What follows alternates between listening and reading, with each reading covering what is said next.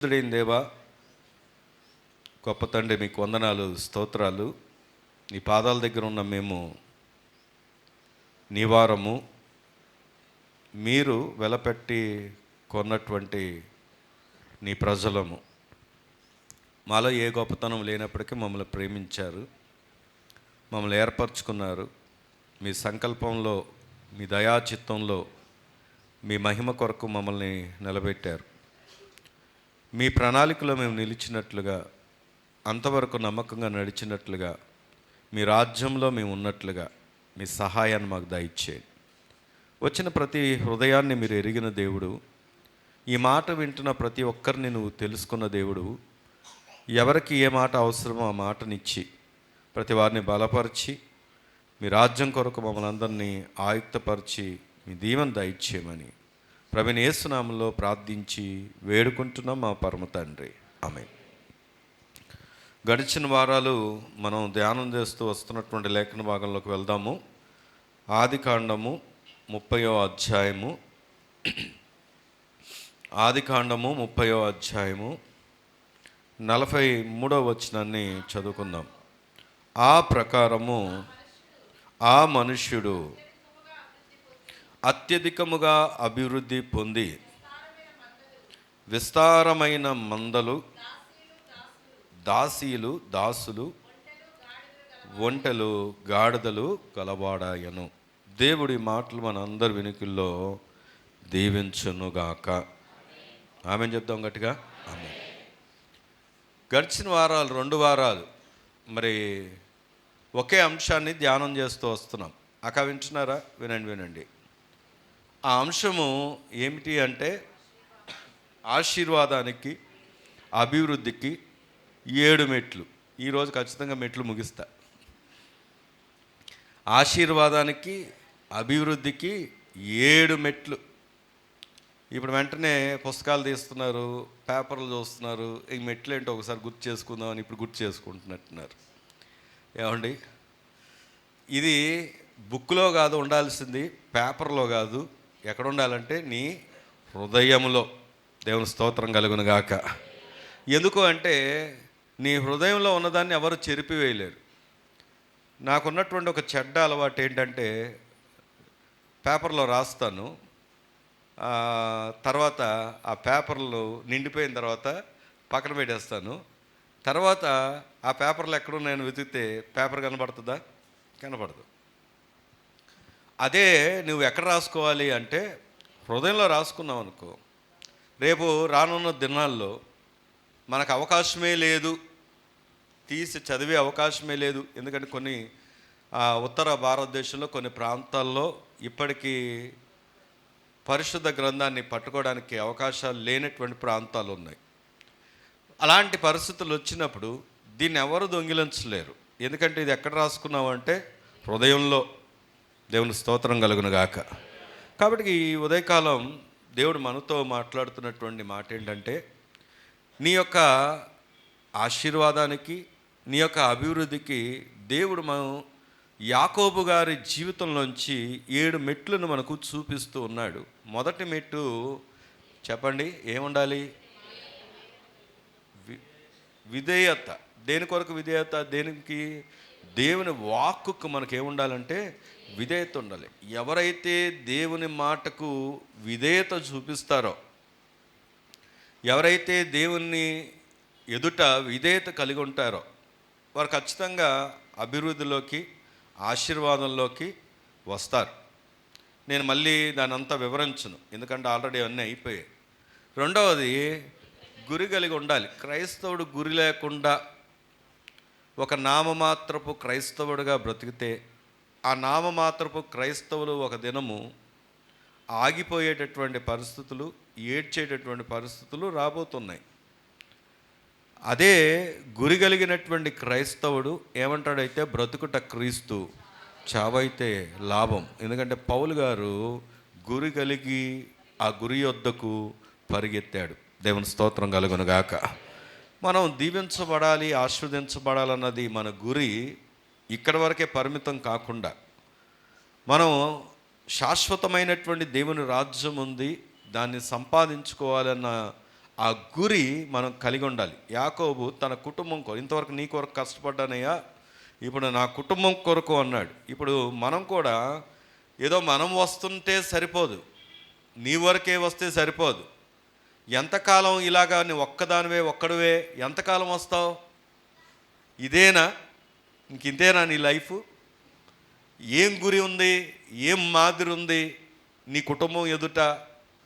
నువ్వు అన్నిటిలో పాలు పొందుతూ అన్నిటి కొరకు పరిగెత్తితే వాళ్ళు నిన్ను చూసి ఏం నేర్చుకుంటారు? ఈ సత్యం నీతో 10 సార్లు కాదు 100 సార్లు దేవుడు మాట్లాడుతున్నా ఇంకా గురిలేని జీవితం జీవిస్తే ఒకవేళ నీ కుటుంబాన్ని కోల్పోవడానికి నువ్వే ప్రధాన కారణం అవుతావు. ఈరోజు ప్రభు నీతోనే చెప్తున్నాడు, నాతో చెప్తున్నాడు. కాబట్టి మనం ఎలా ఉండాలి అంటే గురి కలిగి ఉండాలి. మూడవది కష్టపడాలి. కష్టపడకుండా ఏమండి లాభాన్ని మనము సంపాదించుకోలేము. నువ్వు కష్టపడితే ఏ కష్టం చేసినా అదేం చెప్పండి, లాభమే. చాలామంది కష్టపడక నష్టాన్ని తెచ్చుకుంటున్నారు. ఒక నెలలో ఒక దగ్గర చేస్తారు, ఒక వారంలో ఒక దగ్గర చేస్తారు. వాళ్ళకి కష్టం అనిపిస్తే వెంటనే మానేస్తారు. ఏ యజమానుడండి, ఏ మేనేజర్ గారండి ఈ రోజుల్లో తిట్టకుండా నీతో పని చేయించుకునేది? ఎక్కడ నీకు వెళ్ళంగానే ఆఫీస్ చైర్ వేసి కూర్చోబెడతారు చెప్పండి? ఎక్కడా ఉండదు. ఖచ్చితంగా ఏం చేయాలి? కష్టపడాల్సిందే. ఆ కష్టాన్ని ఒప్పుకుంటే ఒకరోజు ఆ కష్టపడినటువంటి ఆ ప్రతిఫలము ఖచ్చితంగా నీవు పొందుకుంటావు. అంత మాత్రమే కాదు, నీ కష్టం దేవుని సన్నిధిలో, దేవుని మందిరంలో కూడా ఉండాలి. ఎందుకో తెలుసా? ఒకవేళ నువ్వు లోకం కొరకు మొత్తం ఖర్చు అయిపోయావు, ఆటో నగర్లో లేకపోతే ఆయా మోటు పనుల్లో కష్టపడే వాళ్ళు చాలామంది ఉన్నారు. పొద్దున్నే వెళ్ళిపోతారు చీకటితో. ఎందుకు వెళ్తారో తెలుసా? మధ్యాహ్నం ఎండకి తట్టుకోలేమని. వాళ్ళు ఎంత పొద్దున్న వెళ్తారంటే 4ంటికి వెళ్ళి కష్టపడమన్నా కష్టపడతారు. అదే పొద్దున్న మందిరంకి వచ్చి కష్టపడతారా? కష్టపడలేరు. అదే మందిరంలో ఉంటారా? మందిరంలో కనబడతారా? కనపడరు. అంటే ఎందుకు ఈ మాట చెప్తున్నాను అంటే, దేవుని వాక్యాన్ని మనం పరిశీలన చేసుకున్నప్పుడు నువ్వు లోకం కొరకు ఖర్చు అయిపోతున్నావు, కష్టపడుతున్నావు. కానీ దానివల్ల ప్రతిఫలం ఎంతవరకు దాచుకున్నావు అంటే సమాధానం లేదు. అదే దేవుని దగ్గర ఖర్చు అయిపోయిన వారు, దేవుని దగ్గర కష్టపడిన వారు, వారి ప్రతిఫలం ఎక్కడ పొందుకుంటున్నారో తెలుసా? దేవుని దగ్గర పొందుకుంటున్నారు. దేవుని స్తోత్రం కలుగును గాక. 4వది నమ్మకత్వం ఉండాలి, యథార్థత ఉండాలి. క్రైస్తవుడు యథార్థంగా లేకపోతే, నమ్మకంగా లేకపోతే ఇక దేవుని దగ్గర శిక్షకు పాత్రుడు. అదే యథార్థవంతులకు దేవుడిస్తున్న వాగ్దానం ఏం తెలుసా?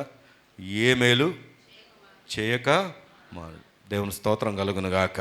ఇవి గడిచిన వారంలో మనం నేర్చుకున్నటువంటి 4 మెట్లు ఎక్కాం.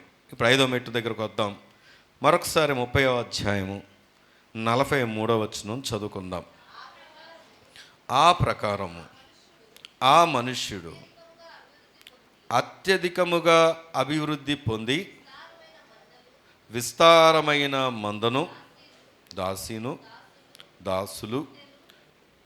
ఒంటెలు, గాడిదలు గలవాడు ఆయను.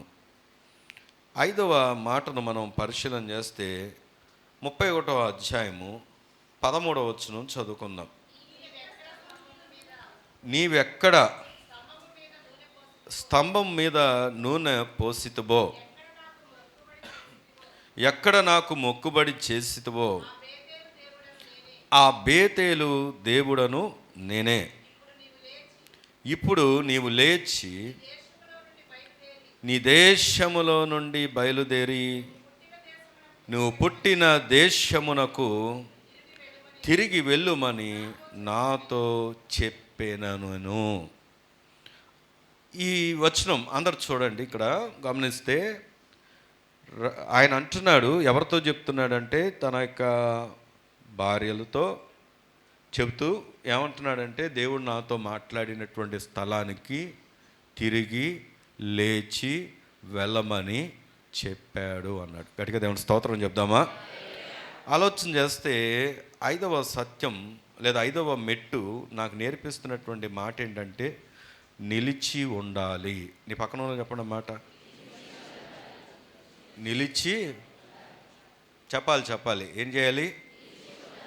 ఆమె అంటే పడదా? ఎవరో చెప్పట్లేదు పాపం, ఆమె ఒక్కగా ఫీల్ అవుతుంది. ఏమై ఉండాలంట? 5వ మెట్టు నీ అభివృద్ధికి, నీ ఆశీర్వాదానికి 5వ మెట్టు ఏంటంటే నిలిచి ఉండాలి. ఈ మాట ఎక్కడి నుండి వచ్చింది అంటే, ఈయన చెప్తున్నాడు, యాకోబు గారు చెప్తున్న మాట ఏంటంటే, దేవుడు నాతో ఇప్పుడు చెప్పాడు, నీవు తిరిగి నీ దేశానికి వెళ్ళమన్నాడు అని అన్నాడు. మళ్ళీ తిరిగి ఆయన దేశానికి, తన ప్రజల దగ్గరికి, తనతో దేవుడు మాట్లాడిన దగ్గరికి వెళ్ళమన్నాడు అంటే, అప్పుడు దాకా ఈయన ఎక్కడున్నాడు? అప్పటి వరకు ఎక్కడున్నాడు ఈయన? ఎక్కడ అయితే తాను ఉన్నాడో అక్కడే తాను ఉన్నాడు. గట్టిగా దేవుని స్తోత్రం చెప్దామా? అర్థమైందో లేదో? ఆయన చెప్పాడు కదా, 7 సంవత్సరాలు ఒక ఆమె కోసం, 7 సంవత్సరాలు మరొక ఆమె కోసం, 6 సంవత్సరాలు మంద కోసం, మొత్తం ఎన్ని సంవత్సరాలు ఉన్నాడు ఈయన? 20 సంవత్సరాలు ఉన్నాడు. 20 సంవత్సరాల్లో ఈయనకి ఎటువంటి కష్టం కలగలేదంటారా? ఈయనని మామ ఎక్కడ కూడా నిష్ఠూర పెట్టలేదంటారా? ఎక్కడ కూడా ఈయన బాధ పడలేదంటారా? ఆయనే చెప్పాడు కదా, ఏమన్నాడంటే, నువ్వు 10 సార్లు జీతం మార్చావు, నేను ఎంతో రాత్రనక పగలనక నేనేం చేశానంటే, ఇదిగో కనిపెట్టుకొని ఉన్నాను, కష్టపడ్డాను, నష్టపోయాను కూడా. ఏంటి నష్టపోయానంటే, నీకు నష్టం కలగకుండా అందులో చనిపోయిన వాటికి కూడా నేనే భరించాను అన్నాడు. ఎందుకంటే మందను మేపుతున్నప్పుడు ఏదో ఒక దానికి కష్టం కలగదా, చనిపోవా? ఆ నష్టాన్ని కూడా నేనే భరించా. చూడండి, ఆలోచన చేయండి, యాకోబులో ఉన్నటువంటి పరిపక్వత. మనం ఎప్పుడు కూడా యాకోబు అనగానే మోసగాడు, యాకోబు అనగానే మోసగాడు, యాకోబు అనగానే ఏంటంటాం చెప్పండి? మోసగాడు అంటాం. కానీ యాకోబులో ఉన్నటువంటి సుగుణాలను మనం గమనిస్తే, యాకోబు దేవుని దగ్గర ఎలాంటి, ఆయన అభివృద్ధిలోకి, ఆశీర్వాదంలోకి రాగానే వచ్చాడు అన్న మాట వింటున్నప్పుడు, ఎలా వచ్చాడు అంటే, ఇదిగో దేవుని వాక్యం నేర్పిస్తున్నటువంటి సత్యం ఏంటంటే, తానున్న స్థలంలోనే తాను నిలిచి ఉన్నాడు. దేవుని స్తోత్రం కలుగును గాక. దీనికి ఇంకొద్దిగా యాడ్ చేసి చెప్పాలి అంటే, తాను దేవుడు ఉంచిన స్థానంలో తాను ఉన్నాడు. నేను ఒక మాట సూటిగా అడగనా? ఎంతమంది తమకున్నటువంటి పేద స్థితిని బట్టి బాధపడుతున్నారో ఈ దినం నాకు తెలియదు, కానీ ఆ పేద స్థితిలో కూడా దేవుడు నీకు తోడుగా ఉన్నాడన్న ధైర్యం కానీ, ఆనందం కానీ, సంతోషం కానీ నీకు ఉందా? కొన్నిసార్లు మా డాడీ రిలయన్స్ అంబానీ అయితే ఎంత బాగుండని అనుకునే యవనస్తులు ఉన్నారు. అంబానీలాగా, పోనీ మా డాడీ ఆయన కాకపోయినా అంబానీ లాంటి ఐశ్వర్యం ఉంటే బాగుండు అని వాళ్ళు కూడా ఉన్నారు. కొంతమంది అంటారు, నువ్వేమిచ్చావు నాకు, ఏం చేసావు నాకు అనేవాళ్ళు ఉన్నారు. నా కోసం నువ్వు ఏం చేసావు అనేవాళ్ళు ఉంటారు. చూడండి, ఆలోచన చేయండి, యాకోబు ఎక్కడ కూడా కంప్లైంట్ చేయట్లేదు. అమ్మా వింటున్నారా అనుకుని ఉన్నవారు, ఆయన దగ్గర కంప్లైంటింగ్ నేచర్ కనబట్ల. ఆయన దగ్గర ఏం కనబడుతుందంటే, దేవుడు నడిపించినటువంటి మార్గంలో, దేవుడు కోరుకున్నటువంటి మార్గంలో, దేవుని చిత్తంలో, దేవుని ప్రణాళికలో. ఇక్కడ అంటున్నాడు కదా, ఇదిగో దేవుడు నాతో మాట్లాడాడు, మళ్ళీ నీవు తిరిగి ఆ దేశానికి వెళ్ళమని చెప్తున్నాడు. ఆయన చెప్పేంత వరకు, దేవుడు మాట్లాడేంత వరకు కూడా తాను ఉన్నటువంటి స్థానాన్ని ఆయన విడిచిపెట్టలేదు. దేవుని స్తోత్రం కలుగును గాక. కొంతమంది ఇలా వస్తారు, అలా మాయమైపోతారు చర్చెస్కి. వాక్యం గట్టిగా తగిలింది అనుకో, ఎందుకు వచ్చింది ఇక్కడ, సూటుగా తగులుతుంది వాక్యం, ఈయన కావాలని ఉద్దేశంతో చెప్తున్నాడు, ఎందుకంటే నాకు మరి అందరి ఉద్దేశాలు తెలుసు కనుక. అంతేనంటారా? అందరి ఉద్దేశాలు తెలుసా? తెలీదు. మీరు అనుకోవచ్చు, దేవునికి తెలుసు. దేవుడు ఒక్కొక్కరిని క్షుణ్ణంగా ఎరిగిన వాడు ఆయన. అందుకే మాట్లాడుతున్నప్పుడు దేవుని మాట ఎలాగ ఉంటుందంటే, నాతోనే మాట్లాడుతున్నాడు, ఈయన ఉద్దేశంతోనే మాట్లాడుతున్నాడు అని అనిపిస్తుంది. కానీ వాక్యం ఏంటంటే, ఎరిగిన దేవుడు మనతో మాట్లాడతాడు కనుక, ఒకవేళ నేను మాట్లాడాలి, ఈ మాట చెప్పాలి, ఈరోజు ఈ మాట చెప్పాలని అనుకున్నా కానీ నా నోటి మాట పెగలనివాడు. ఎందుకు ఈ మాట ఆలోచన చేస్తున్నామంటే, ప్రభు మన ఎరిగినవాడు ఆయన. ప్రభు మన ఎరిగినవాడు. చాలామంది అనుకుంటారు, దేవుడు మాట్లాడుతున్నప్పుడు ఇక్కడికి వద్దు, ఇక్కడైతే అన్నీ అడుగుతున్నారు, ఎందుకు రాలేదంటున్నారు, ఇక్కడ ఎందుకు అన్నీ పట్టించుకుంటున్నారు అదే కార్పొరేట్ చర్చెస్కి వెళ్తే చక్కగా మంచి పార్కింగ్స్ ఉంటాయి, ఏసీలు ఉంటాయి. వెళ్ళిపోయి అక్కడ కూర్చొని వస్తే ఎవరు వచ్చారో ఎవరు వెళ్ళలేదో ఎవరు వచ్చి వెళ్ళిపోయారో అడిగేవాళ్ళు ఉండరు. కాబట్టి అందులో ఏంటి అంటే ప్రవాహంలో కొట్టుకెళ్ళిపోతాం అని అనుకోవచ్చేమో, కానీ బైబిల్ సెలవిస్తున్నటువంటి సత్యం ఏంటో తెలుసా? కాపరి తన మందను ఎరిగి ఉంటాడు, మంద గొర్రె తన కాపరి స్వరాన్ని ఎరిగి ఉంటాడు. దేవుని స్తోత్రం కలుగును గాక. మీరు నమ్ముతారో నమ్మరో, యథార్థంగా చెప్తున్నాను, ఇప్పటికీ మీలో కొంతమంది పేర్లు నాకు తెలియకపోతే నేను చాలా బాధపడుతూ ఉంటాను. ఆ పేరు తెలియకపోతే అదేదో మీరు అడగొచ్చు కదండి అంటే, ఎక్కడ అడగనిస్తారు? అడిగేలోపే మాయమైపోతారు కొంతమంది. ఏమండి, అడిగేలోపే మాయమైపోతారు. ఈరోజైనా సేవకుడితో మాట్లాడి, ఆదివారమే మాట్లాడడం కాదండి, ఆదివారమే అంటే ఇంతమందితో జవాబు మాట్లాడాలంటే ఈయన ఆరాధనలో జ్ఞాపక శక్తి అనేది తక్కువ ఉంటుంది కదా. మరి నీకు ఆదివారం కాకుండా మిగతా 6 రోజుల్లో సేవకుడితో ఒక 10 నిమిషాలు పావుగంట గడిపి మాట్లాడడానికి నువ్వు కేటాయించుకుంటే, నీ పరిస్థితులు చెప్తే దేవుడు నీ పరిస్థితులకు తగినట్లుగా సేవకుడి ద్వారా నిన్ను బలపరచడా? నీ కాపరికి నీ స్వరము, లేకపోతే నీ కాపరికి నీవేంటో, నీ పరిస్థితులు ఏంటో తెలీదా? ఈరోజు ఎందుకు ఈ విషయాన్ని ఆలోచన చేస్తున్నామంటే, నేటి దినాల్లో ఒక వరవడి అనమాట, లోకంలో ఒక వరవడి వెళ్ళిపోతుంది. సెలబ్రిటీలుగా అవ్వాలని, సెలబ్రిటీ హోదాలు సంపాదించాలని, ఆఖరి క్రైస్తవ్యం కూడా అలాగే పరుగులెత్తుతూ ఉంది. కానీ మనం గమనిస్తే విశ్వాసుల్లో కూడా సరైనటువంటి స్థిరత్వాలు కలబట్లేదు. ఉన్నారా? ఇక్కడే ఉన్నారా? ఒకసారి ఒక రాజుగారు అంట, వినాలి, ఒక రాజుగారి దగ్గరికి 2 చిత్రపటాలు తీసుకొచ్చారంట. పిక్చర్స్ అంటే డ్రాయింగ్స్ వేసి, పెయింట్లు వేసి ఆర్టిస్టులు 2 పెయింట్లు తీసుకొచ్చారు. ఒక పెయింట్ అంటే రాజుగారు థీమ్ ఇచ్చారు. థీమ్ అంటే నాకు ఈ థీమ్ కావాలి, ఈ థీమ్ ప్రకారం ఆర్ట్ వేసి రమ్మంటే, ఏంటి ఆ థీమ్ ఏంటంటే, ఇదిగో స్థిరత్వం గురించి రాయమని చెప్పారు.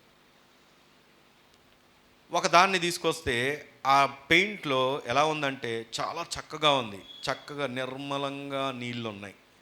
కొండ మనం చూస్తాం కదా, సీనరీలు, 2 కొండలు ఉండి, ఒక చక్కని కొలను చెరువు ఉంది, ఆ బ్లూ కలర్లో వాటర్ ఉండి, మంచి పచ్చిక బయలు ఉండి, ఆ ఒడ్డున పచ్చిక బయలు పచ్చగా ఉంది, నీళ్ళేమో నిర్మలంగా ఉన్నాయి, అంటే కదులుతున్నట్టుగా లేదు, చాలా నిర్మలంగా అలా స్టాండర్డ్గా ఉన్నాయి.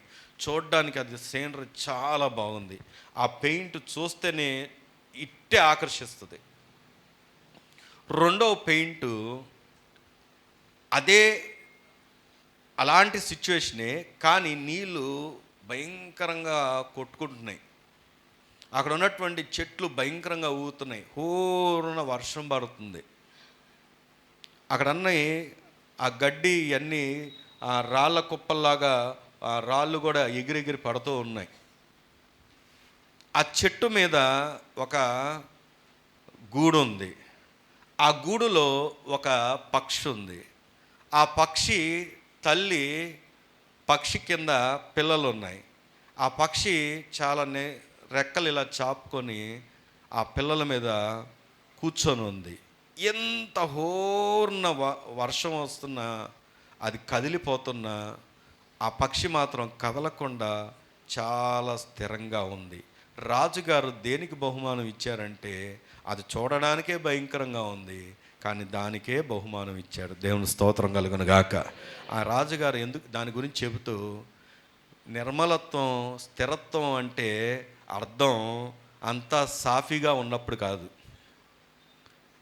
కష్టతరమైనటువంటి పరిస్థితుల్లో కూడా స్థిరంగా ఉండేవాడే, కష్టతరమైనటువంటి పరిస్థితుల్లో కూడా నమ్మకంగా వెతికేవాడే రాజుకు కావాలి, మన రాజుకు కూడా కావాలి. ఈరోజు నువ్వు దీనికే, నీకున్నటువంటి ఈ చిన్న శ్రమలకి ఇలాగ అంటే, రాబోతున్నటువంటి పరిస్థితులు ఎంతో ఆందోళనకరంగా ఉండబోతున్నాయి. చైనా దేశంలో, నైజీరియా దేశంలో, ఇంకా మన భారతదేశంలో కూడా చాలా ప్రాంతాల్లో దేవుని వాక్యం అనే ఆ పరిశుద్ధ గ్రంథాన్ని పట్టుకోవాలన్నా, తెల్లని వస్త్రాలు ధరించాలన్నా, సువార్త చెప్పాలన్నా, మందిరాలకు వెళ్ళాలన్నా ఎంతో కష్టతరమైనటువంటి పరిస్థితులు ఉంటే ఆ పరిస్థితుల్లో కూడా దేవుని యొక్క సన్నిధిలో ఉండడానికి దేవుడు సహాయం చేస్తున్నాడు ఇప్పటికీ కూడా కొన్ని రాష్ట్రాల్లో. మరి నిన్ను నన్ను పోల్చి చూస్తే నీవెంత స్థిరంగా ఉన్నావు, నీవెలా నిలిచి ఉన్నావు? సరే, అందరు ఇక్కడే ఉన్నారా? గట్టిగా దేవుని స్తోత్రం చెప్దామా? ఈరోజు నీ అభివృద్ధికి, నీ ఆశీర్వాదానికి మరొక మెట్టేంటో తెలుసా? చెప్పండి, నిలిచి ఉండాలి. నీ పక్కన వాళ్ళు చెప్పండి అన్నమాట. ఏం చేయాలి మనం? మీరు అనొచ్చు, ఏమండి నిలిచి ఉండడానికి ఎలా నిలిచి ఉంటామండి అంటే, బైబిల్లో భక్తులు కూడా త్రుట్టిల్లిపోయారు ఈ విషయంలో. ఆయన ఎవరో తెలుసా? విశ్వాసులకు తండ్రి అని చెప్పి ఆయన అబ్రహాం గారు దేవుడు చెప్పాడు. ఏమన్నాడు అంటే, నేను చెప్పిన దేశానికి వెళ్ళు, నీతో నేను ఉంటాను, నీకు తోడై ఉంటా అని చెప్తే కరువు వచ్చినందున అబ్రహాం ఎక్కడికి వెళ్ళాడు చెప్పండి? ఐగుప్తు దేశానికి వెళ్ళాడు. ఆలోచన చేస్తే ఈరోజు మనకు వ్యతిరేకంగా లేదా ఇజ్రాయెల్ దేశానికి వ్యతిరేకంగా పనిచేస్తున్న వారందరూ కూడా ఎక్కడి నుండి వచ్చారో తెలుసా? ఎవరి సంతానమో తెలుసా? ఆగరు సంతానం. మరి ఈరోజు విరోధంగా నిలబడుతున్నటువంటి వారు ఎక్కడి నుండి వచ్చారు అంటే, ఆ రోజు అబ్రహాం గారు వేసినటువంటి రాంగ్ స్టెప్. రీజన్ ఏంటంటే, దేవుడు అబ్రహాం గారికి వాగ్దానం ఇచ్చాడు, నేను నీకు సంతానాన్ని ఇస్తానని. కానీ ఏం జరిగింది అంటే, ఆ సంతానం ఇచ్చేంత వరకు కూడా అబ్రహాం గారు బాగానే ఉన్నారు, కానీ పక్కన శారమ్మ గారు ఏం చేశారంటే, చెప్పండి, ఈరోజు కూడా చాలామంది భార్యలే డామినేషన్. ఒక కుటుంబాన్ని ఏలవలసిన వాడు ఎప్పుడు కూడా పురుషుడే, ఎప్పుడు కూడా యజమానుడే. ప్రార్థనలో కనబడవలసిన వాడు యజమానుడే. అలాగని భార్య రాకూడదని నేను చెప్పట్లేదు, కానీ యజమానుడు రాకుండా, యజమానుడు ప్రార్థించకుండా, యజమానుడు దేవుని యందు ఆసక్తి చూపకుండా వెనకనున్నటువంటి స్త్రీ ఎంత ప్రయాసపడ్డా మరి కొంతవరకే ప్రయోజనం, కానీ అంతవరకు ప్రయోజనము కాదు. సరే, ఆలోచన చేస్తే అబ్రహాము రాంగ్ స్టెప్ పడడానికి ఆగరే కారణం. అంటే శారా ద్వారా ఆ ఆగర్ ఎక్కడి నుండి వచ్చింది అంటే, ఆ ఐగుప్తు దేశం నుండి ఆగర్ని ఏం చేశారంటే తీసుకొని వచ్చారు. ఈయన ఐగుప్తు దేశానికి వెళ్ళకపోతే, అసలు ఐగుప్తు దేశంలో ఈయన అడుగు పెట్టకపోతే ఆగరు అబ్రహాం యొక్క ఫ్యామిలీలోకి వచ్చేదా అంటే వచ్చేది కాదు. ఉన్నారా ఇక్కడే? దేవుడు ఇచ్చినటువంటి వాగ్దానం కొరకు ఎవరైతే నిలిచి ఉంటారో, కనిపెట్టుకుంటారో, వారు ఖచ్చితంగా మేలు చూస్తారు. దేవుని స్తోత్రం చెప్దామా? నీ పక్కన ఉన్న చెప్పండి, మేలు చూస్తారని. ఏం చూస్తారు? మేలు చూస్తారు. ఎప్పుడు? నువ్వు నిలిచి ఉన్నప్పుడు. ఇదే సిచ్యువేషను మరొక సంఘటన కూడా మరొక సందర్భంగా జరిగింది. అది ఎవరు అంటే, మనందరికీ తెలుసు, మోయాబు దేశంకి వెళ్ళినటువంటి వారు ఎవరు చెప్పండి? బెత్లెహేమును విడిచిపెట్టి ఎలిమేలేకు, నయోమి ఏం చేశారంటే, ఆ దేశంలో బెత్లెహేము అంటే అర్థం ఏంటి? చెలే అక్క వినండి, బెత్లెహేం అంటే అర్థం ఏంటి? రొట్టెల నిలయాన్ని విడిచిపెట్టి. కరువు వచ్చింది. ఏంటి కరువు వచ్చినందుకు ఎక్కడికి వెళ్ళారంట? రొట్టెల నిలయాన్ని విడిచిపెట్టి ఎక్కడికి వెళ్ళారు? మోయాబు. అంటే ఆయన మోయాబుని ఎలా చూశాడంటే, తను కాళ్ళు కడుక్కునే పళ్ళెంతో పోల్చాడు. ఒక క్రైస్తవుడు యొక్క ఆలోచన విధానం లోకంలా ఉండకూడదు. అనలో లోకం ఆలోచించినట్లుగా ఉండకూడదు. మనం ఈ లోకంకి వేరుగా ఉండాలి, ప్రత్యేకంగా ఉండాలి. ఏంటి ప్రత్యేకంగా అంటే, కరువు వాళ్ళకి వస్తుంది, మనకి వస్తుంది, అదేం అతీతమే కాదు. కానీ ఆ కరువులో నిన్ను దేవుడు పోషించగలడు. దేవుని స్తోత్రం చెప్దామా? ఎందుకంటే కరువు వస్తే, ఇప్పుడు విజయవాడ కరువు వచ్చింది అనుకో, పోనీ కరువు కాదులేండి, వరద వచ్చింది అనుకోండి, కర్మేల్లో ఉన్న వాళ్ళ వరకే వరద వస్తుందా? అందరికి వస్తుందా? కొందరికి వస్తుందా? అందరికీ వస్తుంది. వాళ్ళకి వస్తుంది, మనకి వస్తుంది. మనకేం స్పెషల్ ట్రాక్ షూట్స్ ఏమంటారు దాన్ని, లైఫ్ జాకెట్స్ ఏం లేవు.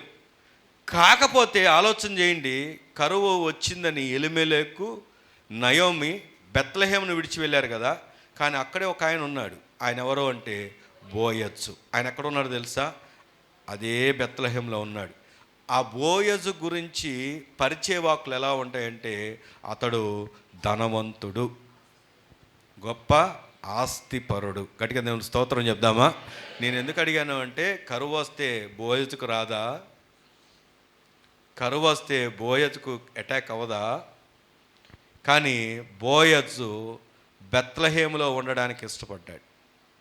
బోయజు బెత్లెహేములోనే ఉన్నాడు. బోయజు బెత్లెహేములో నిలిచి ఉన్నాడు. బోయజు మిగుల ఆస్తి గలవాడయ్యాడు. గట్టిగా దేవుని స్తోత్రం చెల్లిద్దామా? కానీ బెత్లెహేమును విడిచిన నయోమి ఎలిమెలెకు చనిపోయాడు. 2 కుమారులు చనిపోయారు. ఇప్పుడు చెప్పండి, రొట్టెల నిలయం బెత్లెహేము, దేవుని మందిరం, దేవుని సంకల్పాన్ని విడిచి నువ్వు ఎక్కడికి వెళ్తే ఏం ప్రయోజనం? నీకేమైనా లాభం చేకూరుతుందా? నీవు అనుకోవచ్చు, నేను మంచి ఎఫిషియెంట్ జ్ఞానవంతుణ్ణి, టాలెంట్ కలిగిన వాడిని, మంచి గ్రాడ్యుయేట్ని, లేకపోతే పిహెచ్డిని, నేను నా సామర్థ్యంతో ఏదైనా చేయగలను అనుకోవచ్చునేమో, కానీ నువ్వేం చేయలేవు. నువ్వు ఏదైనా చేయగలవు అంటే అది ప్రభు ద్వారా మాత్రమే. ఇప్పటికైనా నువ్వు ఇంకా దేవునికి వ్యతిరేకమైనటువంటి ప్రయాణం గుండా వెళ్తుంటే నీ అభివృద్ధి ఆగిపోయిందని, నీ ఆశీర్వాదం ఆగిపోయిందని గ్రహించి ఇప్పటికైనా దేవుని ఎదుట నువ్వు నిలిచిన వ్యక్తిగా, ఒప్పుకున్న వ్యక్తిగా, దేవుని వైపు తిరిగిన వ్యక్తిగా ఉంటే, ఈరోజే దేవుడు నీతో చెప్తున్నటువంటి మాట ఏంటో తెలుసా? ఈ రోజు నుండే ప్రారంభిస్తాడు. అదేంటంటే నీ అభివృద్ధి, ఆశీర్వాదం. ఆమేన్. రండి వాక్యంలోంచి చూస్తే యోబు గ్రంథం 38వ అధ్యాయం. యోబు గ్రంథం 38వ అధ్యాయం 31వ వచనం చదువుకుందాం. యోబు గ్రంథం 38, 31 చదవమ్మా. కృతిక నక్షత్రములను నీవు బంధింపగలవా? ముగ్ర శీర్షకు కట్లను విప్పగలవా? వాటి కాలములలో నక్షత్ర రాసులను వచ్చినట్లు చేయగలవా? సప్తర్షి నక్షత్రములను, వాటి ఉపనక్షత్రములను నీవు నడిపింపగలవా? ఆకాశ మండలపు కట్టడలను నీవు ఎరుగుదువా? దానికి భూమి మీద గల ప్రభుత్వమును నువ్వు స్థాపించగలవా?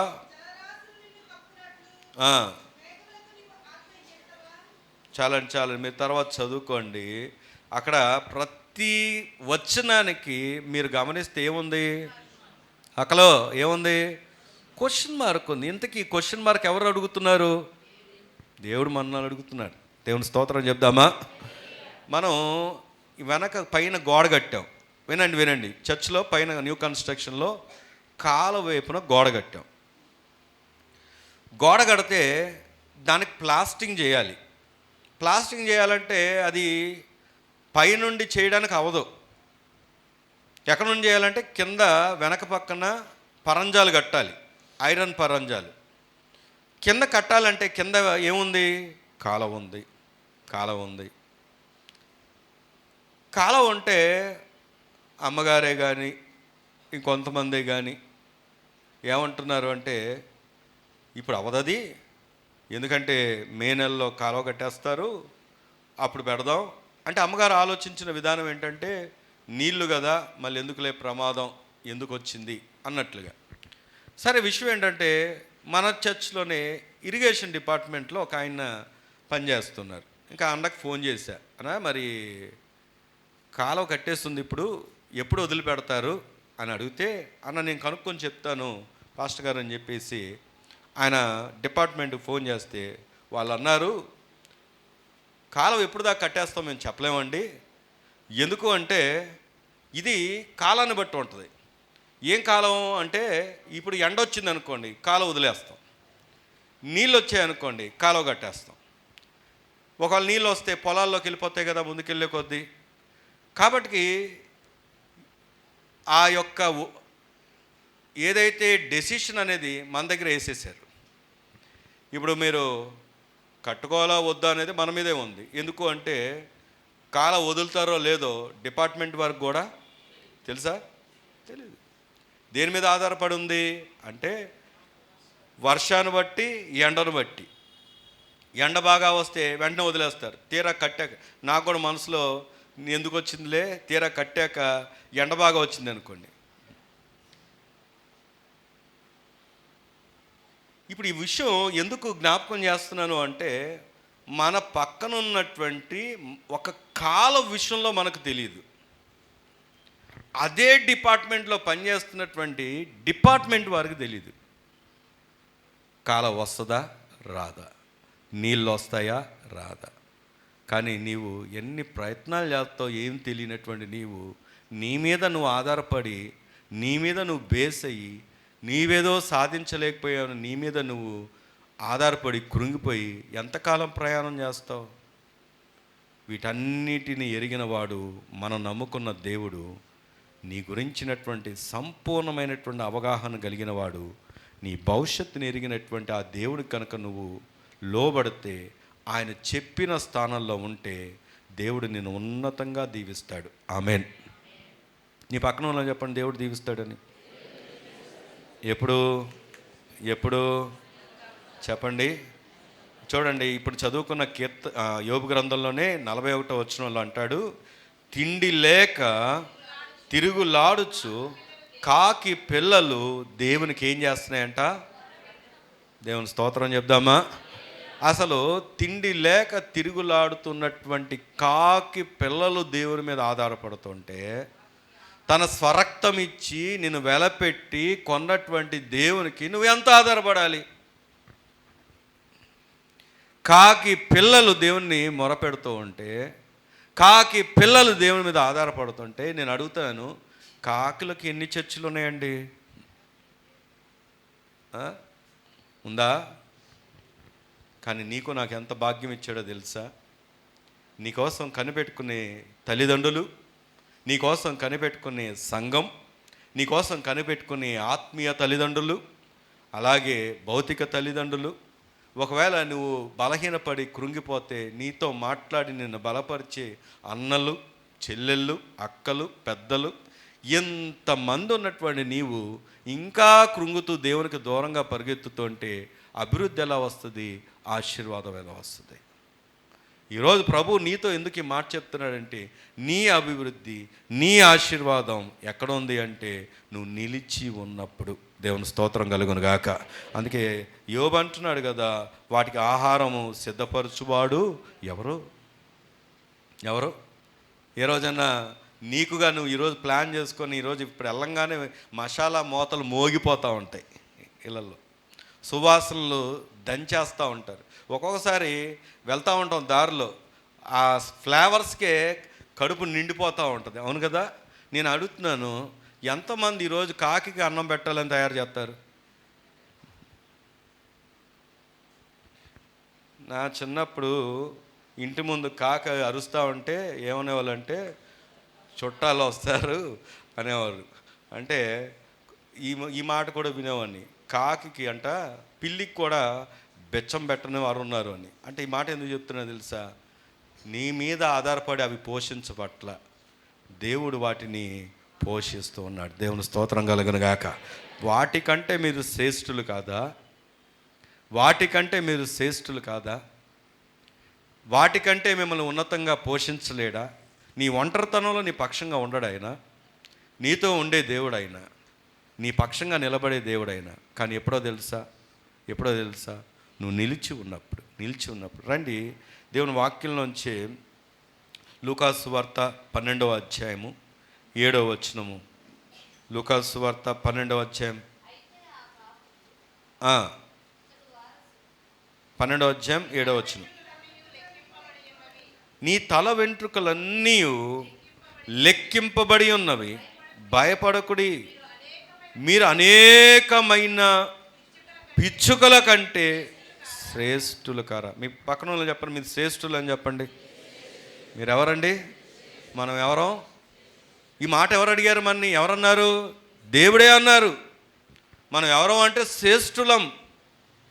ఇప్పుడు లోకంలో మనని చూసినప్పుడు మన ఏమంటారంటే వీళ్ళు బలహీన వర్గం అంటారు, వీళ్ళు వెనకబడిన వర్గం అంటారు, వీళ్ళు అంటరానోళ్ళు అంటారు మనం చూసే విధానం. కానీ దేవుడు చూసే విధానం ఏంటో తెలుసా? నిన్ను శ్రేష్ఠులు అని పిలుస్తున్నాడు. దేవుని స్తోత్రం చెప్దామా? ఈరోజు మనం అతి శ్రేష్టత్వం కలిగిన వారం. ఎక్కడ నుండి వచ్చింది శ్రేష్టత్వం అంటే ఆ అర్హత, ఆ యోగ్యత మన ప్రభు అయిన యేసుక్రీస్తు వారి ద్వారా. దేవుని స్తోత్రం చెప్దామా? ఈరోజు నువ్వు ఏం చేయాలి అంటే నిలిచి ఉండాలి. నువ్వు శ్రమల్లో నిలిచి ఉండాలి, నీ కలిగిన ఇబ్బందుల్లో నిలిచి ఉండాలి. అవమానాలు కలుగుతున్నాయా? ఎందుకంటే మనం ఏం చేస్తాం, ఒక పనిని పెట్టుకుంటాం.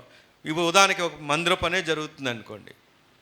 మందిర పని జరుగుతున్నప్పుడు అందరి టేస్ట్ ఒకేలాగా ఉంటుందా? ఉండదు. నీకు కూడా నచ్చుద్ది, నాకు కూడా నచ్చుద్ది.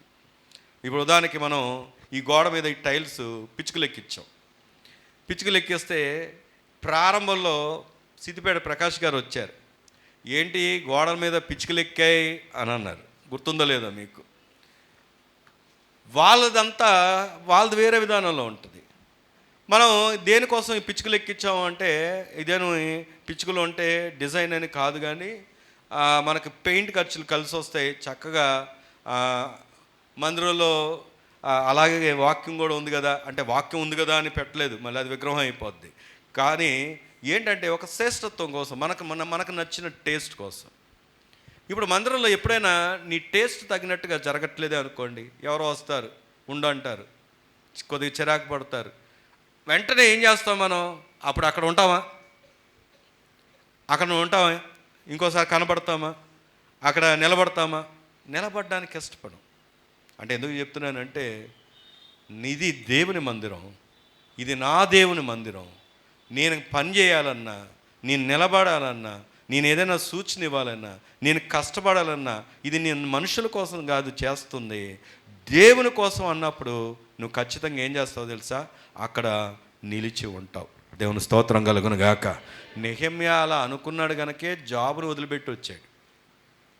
నెహెమ్యా అలా అనుకున్నాడు కాబట్టికే హేళనలను భరించాడు. నెహెమ్యా అలా అనుకున్నాడు కనుకే శత్రువులు దాడి చేయడానికి రాత్రి పొంచి ఉంటే కనిపెట్టుకొని ఉన్నాడు. కారణం ఏంటంటే ఇది దేవుని ప్రాకారాలు, దేవుని యొక్క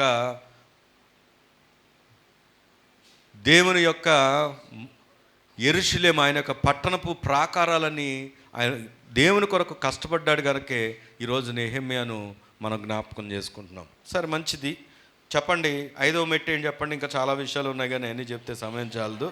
5వ మెట్టు ఏంటండి?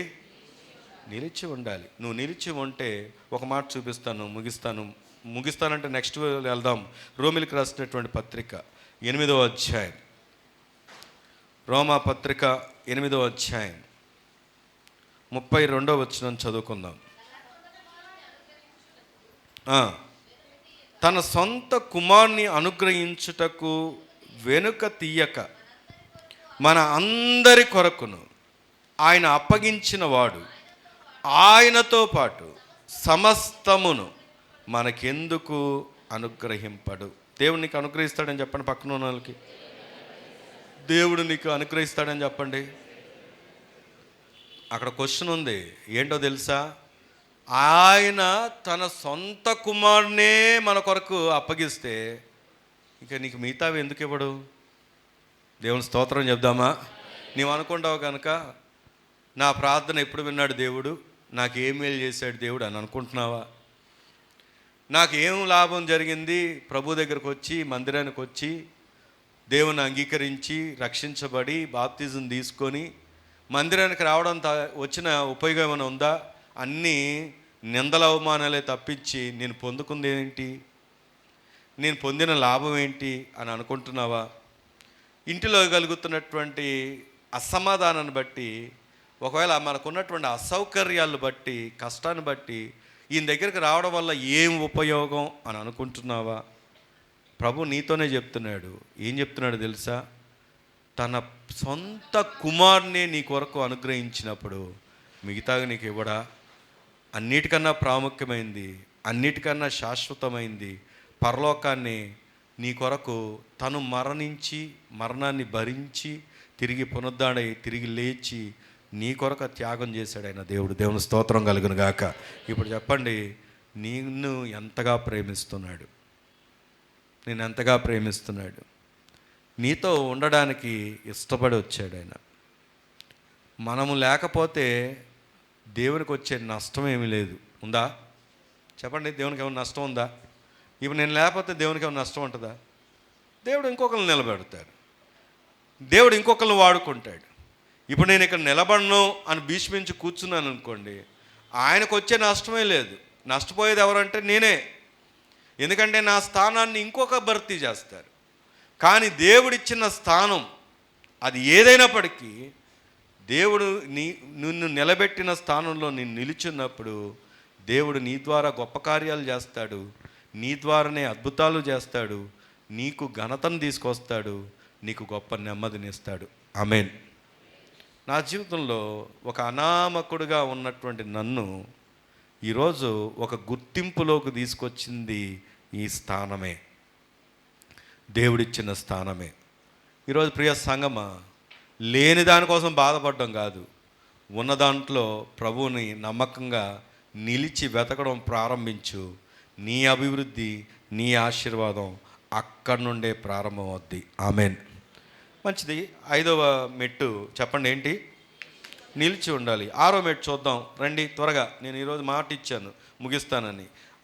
ఆదికాండం 30వ అధ్యాయం, ఆదికాండం 30వ అధ్యాయము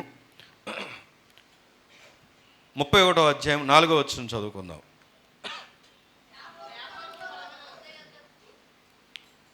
యాకోబు పొలములో తన మంద యొద్దకు రాహేలును లేయాను పిలువనంపి వారితో ఇట్లనెను, నిన్న మొన్న నా మీద ఉండినట్లు ఇప్పుడు నా మీద ఉండలేదని నాకు కనబడుచున్నది. అయితే నా తండ్రి యొక్క దేవుడు నాకు ఏమై ఉన్నాడు చెప్పండి? తోడై ఉన్నాడు. తర్వాత 14వ వచనం చదువుకుందాం. 16వ వచనం. దేవుడు మా తండ్రి యొద్ద నుండి తీసివేసిన ధనమంతయు మాదియు మా పిల్లలయు అయ్యున్నది కదా. కాబట్టి దేవుడు నీతో చెప్పినట్లెల్లా చేయమని అతనితో ఏం చెప్పాడు చెప్పండి? ఉత్తరము ఇయ్యగా. తర్వాత కొద్ది ముందుకెళ్ళి, అంటే నేను ఒకేసారి చదివిచ్చేస్తున్నాను, 43వ వచనం చదువుదాం. అందుకు లాబాను, ఈ కుమార్తెలు నా కుమార్తెలు, ఈ కుమారులు నా కుమారులు, ఈ మంద నా మంద, నీ కనబడుచున్నదంతయు నాది. ఈ నా కుమార్తెలైనను వీరు కనిన కుమారులైనను నేడు నేను ఏమి చేయగలను? కావున నేనును నీవును నిబంధన చేసుకుందుము రమ్ము, అది నాకును నీకును మధ్య సాక్షిగా ఉండునని యాకోబుతో ఉత్తరము ఇయ్యగా. స్తంభముగా నిలబెట్టెను.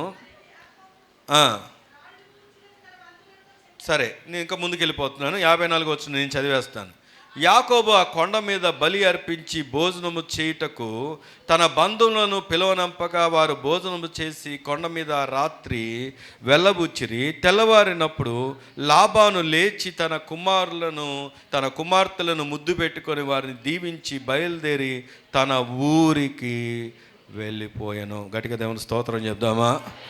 ఎందుకు ఒకేసారి చదివిచ్చేసానంటే సమయం అనుకూలత కోసం.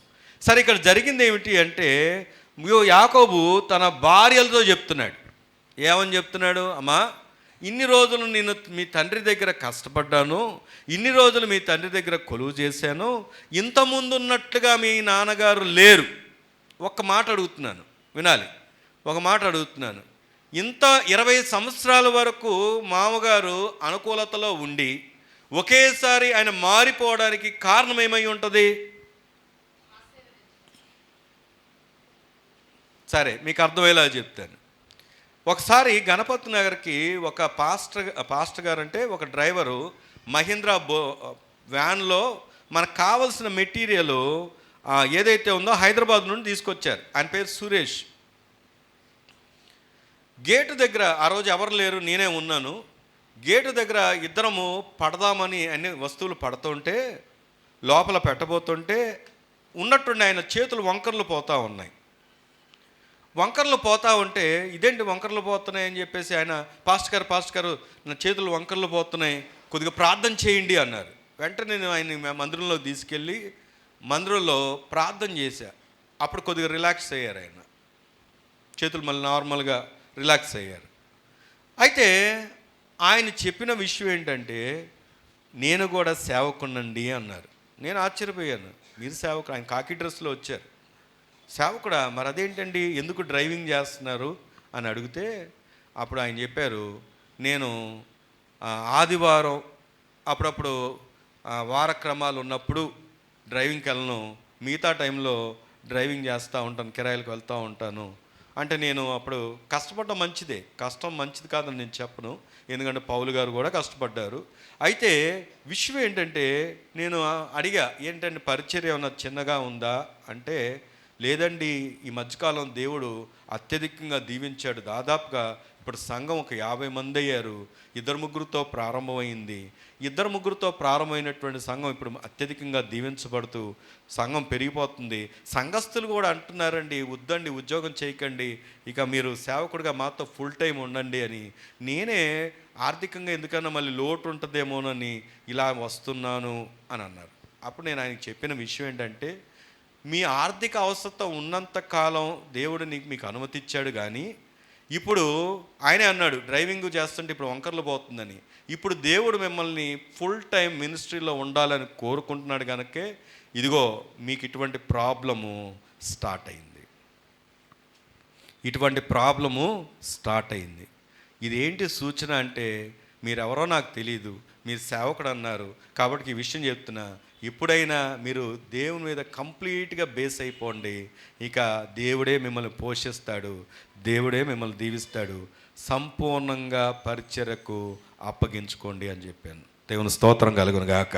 ఇప్పుడు మళ్ళీ యాకోబు దగ్గరికి వస్తే, ఇంతకాలం నెమ్మదిగా ఉన్న యాకోబు మామ ఎందుకని యాకోబును ఇంకొకలాగా చూస్తున్నాడంటే, ఇప్పుడు దేవుడు చిత్తమేంటో తెలుసా, యాకోబు అక్కడ ఉండకూడదు. దేవుని స్తోత్రం చెప్దామా? కొన్నిసార్లు కొన్ని స్థలాలు కదిలించబడినప్పుడు మనం ఏమనుకుంటామో తెలుసా, దేవుడు ఎంత అన్యాయస్తుడో. ఎందుకంటే మనం ఎప్పుడు కూడా సేఫ్టీ జోన్లో ఉండాలనుకుంటాం, మనకి ఏం కష్టం లేకుండా ఉండాలి, అప్పుడు అంతా సాఫీగా ఉండాలి, అప్పుడే హ్యాపీగా దేవుణ్ణి స్తుతిస్తామని అనుకుంటారేమో. ఇప్పుడు మాకు ఈ మందిరం ప్రారంభమైనప్పటి నుండి ఉంది చుట్టుపక్కల వ్యతిరేకత. కానీ ఎంత విచిత్రం ఏంటంటే, వాళ్ళు వ్యతిరేకిస్తారు, అంతకంటే కూడా ప్రేమిస్తారు. అప్పటికప్పటికే ఒకేసారి సడన్గా వ్యతిరేకంగా ఉంటారు, వెంటనే దానికంటే అధికంగా మళ్ళీ ప్రతి ఫంక్షన్ ఏది జరిగినా ఇన్విటేషన్ వస్తుంది, మేము ఒకవేళ వెళ్తే మమ్మల్ని ఎంతో రెస్పెక్ట్గా చూస్తారు. ఇప్పుడు వాళ్ళు వ్యతిరేకంగా లేచారంటే మనం వెంటనే వాళ్ళకి ఇది కలుగునుగాక అది కలుగునుగాక అనడం కాదు. దేవుడు మనని పురుకొలపడానికి, దేవుడు మనని ఇంకా భారంలోకి తీసుకురావడానికి, ఇంకా దేవుని మీద ఎక్కువగా ఆధారపడడానికి, ఇంకా దేవుడు చెప్పినట్టుగా వినడానికి కొన్నిసార్లు దేవుడు ఏం చేస్తాడో తెలుసా, ఆ కదలికలు తీసుకొని వస్తాడు. దేవుని స్తోత్రం కలుగును గాక. అయితే ఇక్కడ గమనిస్తే యాకోబు గారు తన భార్యలతో చెప్పాడు, తర్వాత తన మామతో చెప్పాడు. మామ ఎలా వెళ్ళాడు చెప్పండి, పిల్లల్ని ముద్దు పెట్టుకోనంట వెళ్ళిపోయాడంట. ఇక్కడ మనం నేర్చుకోవాల్సినటువంటి 6వ మెట్టు ఏంటో తెలుసా, సమాధాన పడాలి. పక్కన వాళ్ళు చెప్పండి అన్నమాట, సమాధానాన్ని వెతకాలి. లేకపోతే మీ పక్కన వాళ్ళు చెప్పండి అన్నమాట. ఒక మాట అడగనా, యాకోబు వెళ్ళిపోవాలంటే వెళ్ళిపోగలడా లేడా చెప్పాలి, వెళ్ళగలడా లేదా? మోసం చేసేవాడికి మామను మోసం చేసి వెళ్ళిపోవడం పెద్ద కష్టమా? కానీ భార్యలకు చెప్పాడు, మామకు చెప్పాడు, చక్కగా సమాధానంగా వెళ్ళాడు. ఇప్పుడు మీరు చాలామంది ఆయా సమస్యలతో అసమాధానంగా ఉన్నారు. నాకు తెలుసు అంటే మేము వ్యక్తిగతంగా తెలియదు, అలా ఉన్నారు. కానీ నేను ఒక మాట చెప్పనా, నువ్వు ప్రభువు మీకు కనుక నీ హృదయాన్ని సంపూర్ణంగా ప్రభువుకి అప్పగించిన నీవు ఇంకా ఆ ఎదుట వ్యక్తి గురించి కానీ ఆ ఎదురున్నటువంటి సమస్య గురించి కానీ ఆలోచించకుండా ప్రభు మీద నువ్వు ఆధారపడితే నీకు దేవుడు ఏమిస్తాడో తెలుసా? సమాధానాన్ని ఇస్తాడు. దేవుని స్తోత్రం కలుగును గాక. నీ పక్కన వాళ్ళు చెప్పండి, నీకు సమాధానాన్ని ఇస్తాడని. ఎవరిస్తారు? ఆయనే అన్నాడు, నేను లోకం అనుగ్రహించినట్లుగా ఇవ్వను, నా శాంతిని నేను అనుగ్రహిస్తున్నాను. అది లోకంలో దొరకదు నీకు. నువ్వు ఎంత కోట్లు వెచ్చించినా దొరకంది ఏదైనా ఉందంటే ఆ యొక్క శాంతియే, ఆ సమాధానమే. అది ప్రభు మాత్రమే ఇస్తాడు. అందుకే ఇక్కడికి వచ్చినప్పుడు దేవుని మాట వింటున్నప్పుడు నీకున్నవన్నీ, నీ భారాలన్నీ మర్చిపోయేలాగా దేవుడు నీతో మాట్లాడతాడు. దేవుని వాక్కు దగ్గరకు వచ్చినప్పుడు, దేవుని మీద ఆధారపడినప్పుడు, ఎక్కడైతే నువ్వు అసమాధానంతో ఏలుబడి చేస్తున్నావో దేవుడు ఆ స్థానంలో నీకు సమాధానాన్ని కలగజేస్తాడు. ఆమేన్. కాబట్టి మొదట నువ్వేం చేయాలి? సమాధాన పడాలి. కొంతమంది ఏం చేస్తారో తెలుసా? నిన్న జరిగిన విషయం, సంవత్సరం క్రితం జరిగిన విషయం కూడా మర్చిపోరు. ఏదో ఒక సందర్భంలో మళ్ళీ ఎత్తుతారు, మళ్ళీ జ్ఞాపకం చేసుకుంటారు. ఎప్పుడో అలా అన్న విషయం, ఎప్పుడో అలా తిట్టిన విషయం, ఎప్పుడో అలా కొట్టిన విషయం. ఏమంటే ఒక మాట చెప్పనా? నువ్వు నీ ఇంటి వారినే జయించపోతే ఇంకా లోకాన్ని ఏం జయిస్తావు? ఏమండి, నీ భర్త తిట్టాడని నీ భర్తకు నిష్ఠూరంగా వెళ్ళిపోయావు అనుకో, మరి ఇంకా ఆ భర్త అనే ఆత్మ ఎప్పుడు రక్షించబడుతుంది? ఆ కుటుంబంలో నీ అన్నదమ్ములు ఎప్పుడు రక్షించబడతారు? అత్తమామ ఎప్పుడు మారుతారు? కోడళ్ళు ఎప్పుడు మారుతారు? ఎందుకు అంటే సమాధానాన్ని మనం వెతకట్లేదు. చూడండి, యాకోబు ఏం నేర్పిస్తున్నాడంటే ఏ స్థాయికి తగినట్లుగా ఆ స్థాయిలో ఆయన ఏం చేస్తున్నాడు తెలుసా? సమాధానాన్ని వెతుకుతూ ఉన్నాడు. దేవుని స్తోత్రం కలుగును గాక. చెప్పాలంటే చాలా వచనాలు ఉన్నాయి కానీ ఆయన చెప్పే సమయం లేదు. కానీ ఒక మాట చూద్దాం. హెబ్రీయులకు రాసినటువంటి పత్రిక 12వ అధ్యాయం. హెబ్రీయులకు రాసినటువంటి పత్రిక 12వ అధ్యాయము 14వ వచనం చదువుకుందామా? అందరితో చెప్పండి. అందరితో చెప్పాలి. ఎందరితో? నీ పక్కన చెప్పండి. ఎవరితో? అందరితో. ఏం చేయాలంట? చదవండి, మళ్ళీ ఆ మాట చదువుదాం. అందరితో సమాధానమును పరిశుద్ధతయు కలిగి ఉండుటకు ప్రయత్నించుడి. పరిశుద్ధత లేకుండా ఎవ్వడును ప్రభువును చూడండి. ఒక మాట అడుగుతున్నాను, ప్రభు ఏమై ఉన్నాడు? చెప్పాలి. పరిశుద్ధుడై ఉన్నాడు. ఆయన పరిశుద్ధుడైనట్లుగా మన దగ్గర ఆయన ఏం కోరుకుంటున్నాడంటే పరిశుద్ధతను కోరుకుంటున్నాడు. పరిశుద్ధతకు ముందే ఉంచాడు ఆయన. పరిశుద్ధత ఎంత స్థాయినిచ్చాడో అదే స్థాయిని దేనికి ఇచ్చాడో తెలుసా? సమాధానాన్ని. ఇంకొక మాట సూటిగా చెప్పనా? ఈ రోజుకి నీ విషయంలో, నీ హృదయంలో ఎవరి మీదైనా అసమాధానం ఉంటే నువ్వు ఇప్పుడు విడిచిపెట్టకపోతే దేవుడు చెప్తున్న మాట ఏంటంటే, అగో అక్కడ అన్నాడు కదా, పరిశుద్ధత లేకుండా ఎవడు ప్రభువుని చూడ్డు అన్నాడు. పరిశుద్ధతకి ఏ ఈక్వాలిటీ ఇచ్చాడో అదే ఈక్వాలిటీ దేనికి ఇచ్చాడో తెలుసా? సమాధానానికి. ఇప్పుడు సమాధానం లేకుండా నువ్వు దేవుణ్ణి చూడగలమా? చూడలేవు. కొంతమందికి కోడళ్ళంటే సమాధానం లేదు. ఉందా? కూతుర్ని ప్రేమించినంతగా కోడల్ని ప్రేమిస్తారా? ప్రేమించరు. అలాగని కోడళ్ళకు అత్తలంటే సమాధానం ఉందా? నేను ఒక చిన్న మోటివేషనల్ వీడియో చూశాను. ఆ మోటివేషనల్ వీడియోలో కూతురికి తల్లి ఫోన్ చేసింది. పెళ్ళి వెళ్ళిపోయింది కూతురు.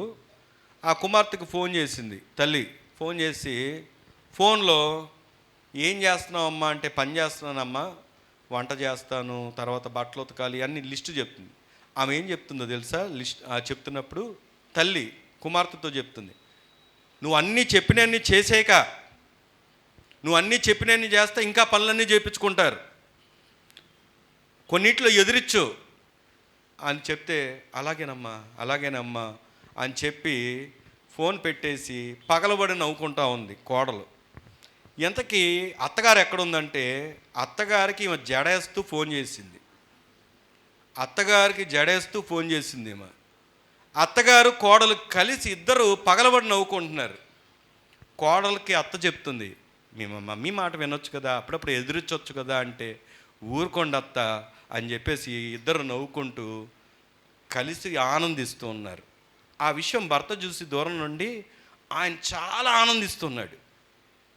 ఇప్పుడు ఈ విషయం ఎందుకు చెప్పాను తెలుసా? తల్లులు చెబుతున్న మాట ఏమిటి? తల్లులు కూతుర్ని ఎంత ప్రేమిస్తారో. నీ ఇంటిలో అసమాధానానికి ఒక రీజన్ ఏంటో తెలుసా? నీ కోడల్ని నువ్వు ప్రేమించకపోవడమే. నువ్వు పరిస్థితులు బాగాలేదు అంటావు, మరి ప్రేమించడం ప్రారంభించవే. అలాగే కోడళ్ళు కూడా తల్లిని ప్రేమించినట్టుగా అత్తలను ప్రేమిస్తారా? ప్రభు ఈరోజు చెప్తున్నాడు, యాకోబు వెళ్ళిపోవాలంటే వెళ్ళిపోలేక కాదు, కానీ ఆయన ఏం కోరుకుంటున్నాడు? మామ దగ్గర అంత కష్టపెట్టిన మామ దగ్గర కూడా ఆయన ఏం కోరుకుంటున్నాడు? సమాధానం. ముద్దు పెట్టుకొని వెళ్ళారంట. దేవుని స్తోత్రం కలుగును గాక. ఏ ఇంటిలో అయితే తల్లిదండ్రులకు, పిల్లలకు, అత్తమామలకు, కోడళ్ళకు సమాధానం ఉంటుందో ఆ ఇల్లు ఎలా ఉంటుందో తెలుసా? ఎంతో సంతోషంగా ఉంటుంది. ఆమెన్. ఆ ఇల్లు ఎలా ఉంటుందంటే అభివృద్ధి చెందుద్ది. ఆమెన్. ఆ ఇల్లు ఎలా ఉంటుందంటే ఆశీర్వాదకరం ఉంటుంది. ఆమెన్. ఇది నా మాట కాదు, దేవుడు చెబుతున్న మాట. అంత మాత్రమే కాదు, సంఘంలో కూడా మనం నీ తోటి వ్యక్తి గురించి నువ్వు ఆ రోజు సాయంత్రమే మర్చిపోలేదంటే, తమ్ముళ్ళు వింటున్నారా?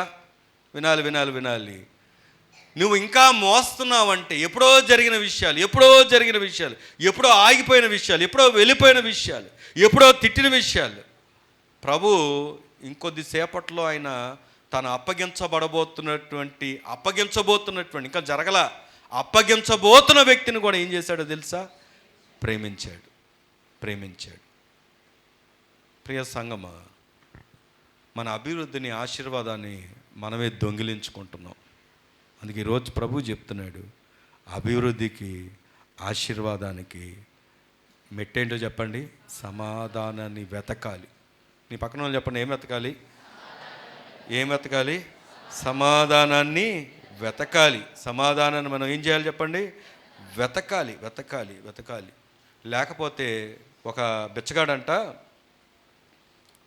రోడ్డు మీద అడుక్కుంటూ ఉన్నప్పుడు ఆ వ్యక్తి దగ్గరకు ఒక ఆయన వెళ్ళి చూస్తే ఆ వ్యక్తి ఒక పెట్టి మీద కూర్చొని అడుక్కుంటూ ఉన్నాడు. ఏంటి ఈ పెట్టి అని ఆలోచన చేసి ఆ పెట్టిలో ఉన్నది ఏంటో చూపిస్తామంటే ఆయన చూపించడానికి ఇష్టపడలేదు. కొద్దిగా బతిలాడినట్టుగా అడిగాడు, ఒకసారి ఆ పెట్టేంటో చూపిస్తావు, నేను చాలా సంవత్సరాల నుండి చూస్తున్నా, నువ్వు ఇదే ప్లేస్లో కూర్చున్నావు, అదే పెట్టి మీద కూర్చున్నావు, అక్కడ ఉండి అడుక్కుంటున్నావు అంటే, అప్పుడు ఆ బెచ్చగాడు చెప్పిన మాట ఏంటంటే, ఆ పెట్టి 30 సంవత్సరాల నుండి ఉందంట. ఆ 30 సంవత్సరాల నుండి ఆ పెట్టి మీద కూర్చొని అడుక్కుంటున్నాడంటే. సరే ఓపెన్ చేసి చూపిస్తే ఈ ఎదుటున్నటువంటి వ్యక్తి షాక్ అయిపోయాడు. ఎందుకు షాక్ అయ్యాడు అంటే, వినండి, ఆయన షాక్ అయిపోవడానికి గల కారణం ఆ పెట్టిలో ఏముంది అంటే ధనం ఉందంట. దేవుని స్తోత్రం చెప్దామా? వినాలి. ఏముందండి? ధనవంతుడైనటువంటి ఆ యొక్క బెగ్గర్ దేని కొరకు కష్టపడుతున్నాడు చెప్పండి? ధనం కోసమే కష్టపడుతున్నాడు. 30 సంవత్సరాలు కావాల్సినంత ధనం ఎక్కడుంది చెప్పండి? పెట్లోనే ఉంది. ఇప్పుడు ఈ మాట ఎందుకు చెప్పనా తెలుసా? చాలామందికి ప్రభు ఉన్నాడు, కానీ హృదయంలో ఏం లేదో తెలుసా? సమాధానం లేదు. కానీ ఈరోజైనా నీ హృదయాన్ని, అసమాధానాన్ని తీసేసుకొని సమాధానంతో నింపుకుంటే దేవుడు మరొకసారి నీ అభివృద్ధిని, ఆశీర్వాదాన్ని తిరిగి తీసుకురాబోతున్నాడు. ఆమేన్. లాస్ట్ మాట చూసుకొని ముగించుకుందాం రండి. ఇందాక చదువుకున్నటువంటి 31వ అధ్యాయంలోకి వద్దాం. త్వరగా అయిపోయింది 31వ అధ్యాయం. లాస్ట్ మాట చూద్దాం. 35వ అధ్యాయము మొదటి వచనం చదువుదామా? దేవుడు యాకోబుతో నీవు లేచి బేతేలుకు వెళ్ళి అక్కడ నివసించి నీ సహోదరుడైన ఏశావు ఎదుట నుండి నీవు పారిపోయినప్పుడు నీకు కనపడిన దేవునికి అక్కడ బలిపీఠమును కట్టుమని చెప్పగా, 3వ వచనంలో చూస్తే, యాకోబు తన ఇంటి వారందరితోనూ తన యొద్దనున్న వారందరితోనూ మీ యొద్దనున్న అన్య దేవతలను పారవేసి మిమ్మల్ని మీరు శుచిపరచుకొని మీ వస్త్రములను మార్చుకోండి, మనము లేచి బేతేలునకు వెలుదము. నా శ్రమ దినమున నాకు ఉత్తరం ఇచ్చిన నేను వెళ్ళిన మార్గం నాకు తోడై ఉన్న దేవునికి బలిపీఠము అక్కడ కట్టెదనని చెప్పాను. నీ పక్కన వాళ్ళని చెప్పండి, 7వ మెట్టు ఏంటంటే బలిపీఠం కట్టాలి. ఏం కట్టాలి? నీ అభివృద్ధి, నీ ఆశీర్వాదం ఎక్కడుందంటే నువ్వు బలిపీఠం కట్టుకున్నప్పుడే. దేన్నైతే విడిచిపెట్టావో, ఒకప్పుడు మంచి ప్రార్థన పర్రాలువే కదా నువ్వు, ఉందా ఇప్పుడు అంత ప్రార్థన? మేమంటే అమ్మగారితో ఎన్ని ఆన్లైట్లో ఉన్నామో అన్న రోజుల నుండి ఇప్పుడు ఎందుకు ఉండలేకపోతున్నాం? ఎవరన్నా వద్దన్నారా?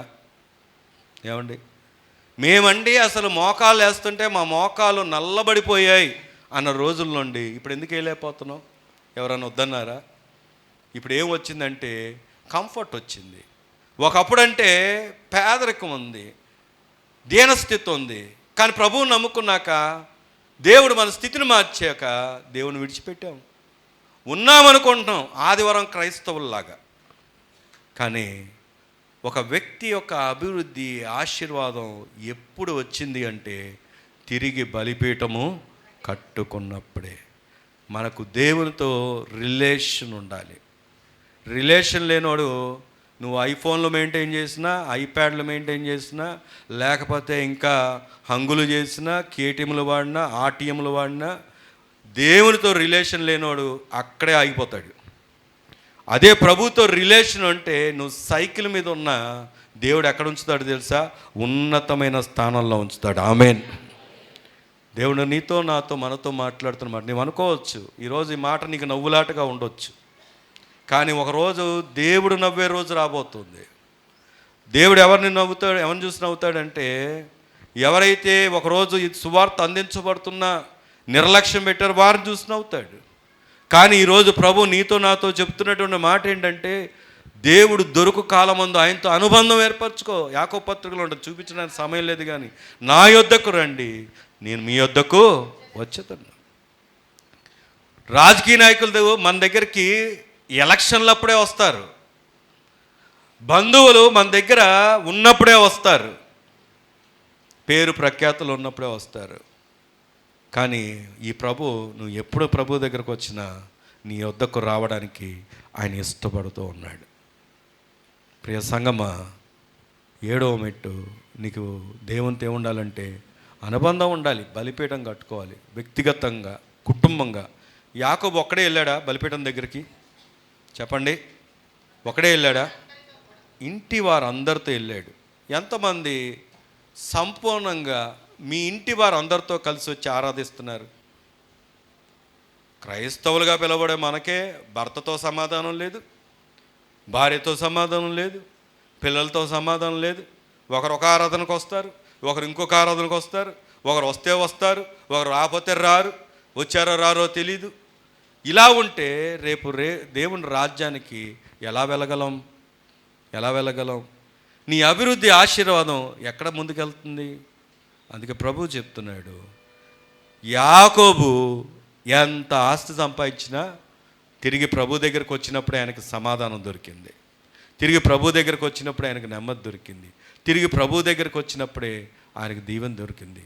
మరి ఈ దినం మళ్ళీ మన బలిపీఠాలు కట్టుకుందాం, ప్రార్థన చేసుకుందాం.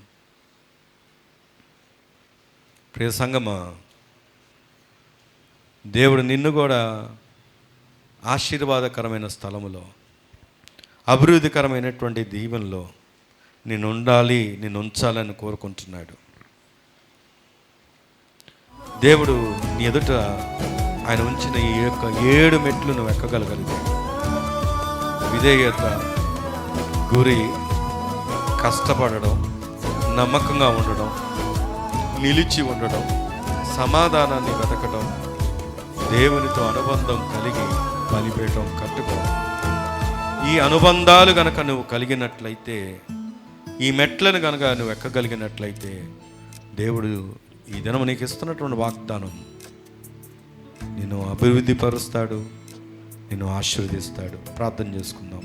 సర్వశక్తి మిక్కిలి కనికరం కలిగిన తండ్రి, ప్రేమ స్వరూపుడైన గొప్ప దేవుడా, వాక్యమై ఉన్న తండ్రి, కృతజ్ఞతా వందనాలు దేవా. నాయన ఆత్మ చెప్పు మాట సంగముతో చెవిగలిగిన వాడినుడుగాక, విన్నవాడు నాయన అయ్యా అయ్యా జీవించును అని సెలవించు.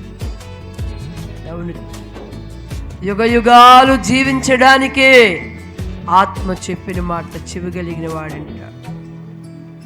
యుగ యుగాలు జీవం ఉంది నాయన, జీవం ఉంది, అభివృద్ధి ఉంది, సమృద్ధి ఉంది, ఆశీర్వాదం ఉంది, అత్యున్నతమైన సంతోషం ఉంది, నెమ్మది ఆనందం నీ మాటలో ఉంది తండ్రి. నీ మాట వెనకే నాయన నెమ్మది, అభివృద్ధి, ఆనందం, సంతోషం పొందులేకుండా ఉన్నాం.